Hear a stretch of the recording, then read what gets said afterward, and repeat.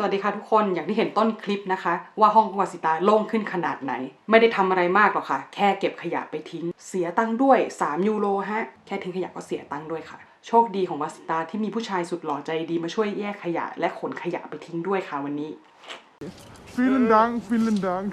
Okay. แล้วก็ห้องโล่งได้ขนาดนี้จริงๆแล้วพอแบ่งมรดกไปเยอะเหมือนกันค่ะผู้สืบทอดมรดกทั้งหมดถ้าไม่แบ่งไปก็คงได้ทิ้งอย่างเดียวไม่ต้องคิดเลยขนกลับไม่ไหวห้องโล่งขนาดนี้ตื่นเต้นมากจริงๆแค่เอาขยะไปทิ้งห้องโล่งเหมือนเพิ่งย้ายเข้ามาอยู่ใหม่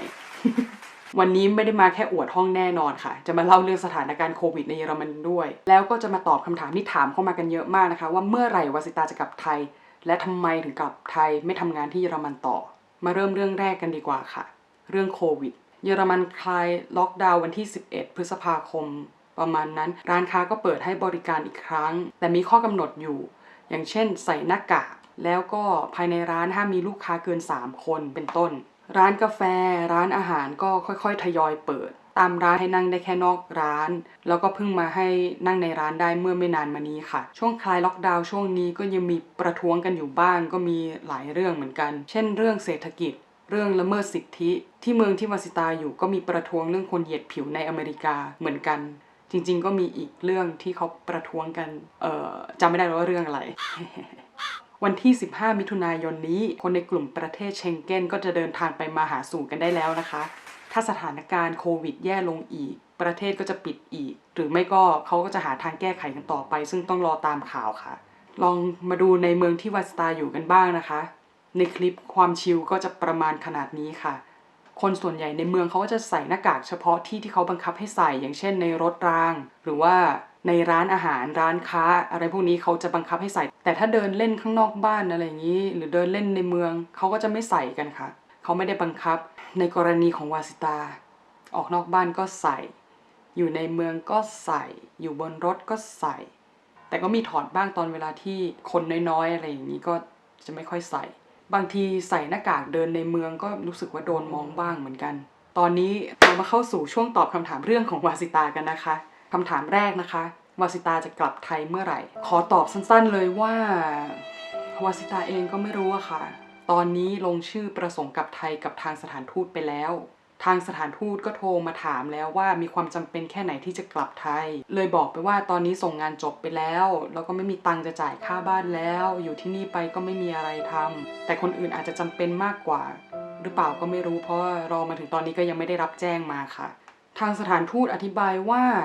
ในเดือนนี้เดือนมิถุนาเนี่ยจะมีเที่ยวบินกลับไทยอาทิตย์ละ1 ครั้งละ100 คนเครื่องบินไม่ใช่เครื่องบินพาณิชย์แต่ว่าจะบินเป็นเครื่องบินคาร์โก้เครื่องบินส่งของซึ่งถ้าได้บินจริงๆเราต้องซื้อตั๋วเองในราคาประมาณ800 ยูโรขาเดียวค่ะถ้าไม่ได้รับการติดต่อภายในเดือนมิถุนายนวาสิตาก็จะบินกลับการบินไทยเหมือนแผนที่เคยวางไว้จริงๆควรจะได้บินตั้งแต่วันที่20พฤษภาคมแล้วแต่ว่าโควิดตั๋วโดนแคนเซิลซึ่งวาสิตาก็ได้โทรไปถามการบินไทยว่าแล้วจะบินอีกทีได้เมื่อไหร่การบินไทยบอกว่าจะมีบินระหว่างประเทศอีกทีคือวันที่1 กรกฎาคมค่ะแต่ก็ไม่รับรองว่าจะมีเที่ยวบินแน่นอนเพราะว่าตอนนี้ก็ยังไม่รู้ว่าสนามบินที่เมืองไทยจะเปิดเมื่อไหร่ซึ่งก็เลยตอบไม่ได้ว่าวาสิตาจะกลับเมื่อไหร่ขออย่าให้เลื่อนเลยสิ่งที่วาสิตาจะทำก็คือ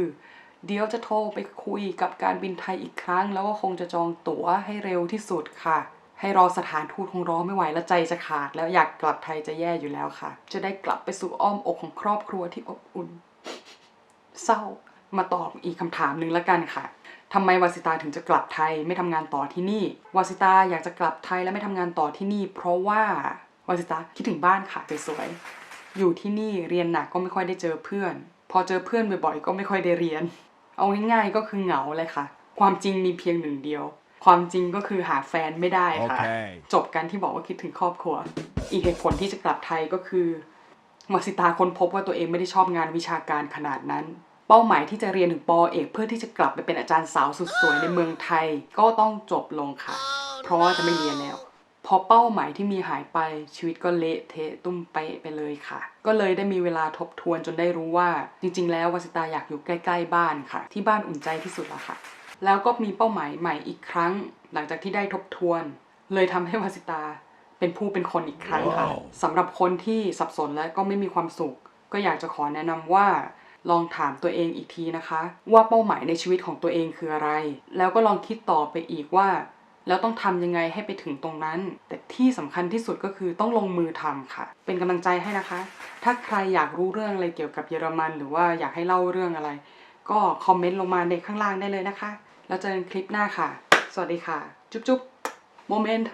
an meine Freunde in Deutschland. Vergiss bitte nie, dass wir uns bestimmt wiedersehen. Sei nicht so traurig, okay? Unsere Freundschaft bleibt immer. Ich vermisse euch.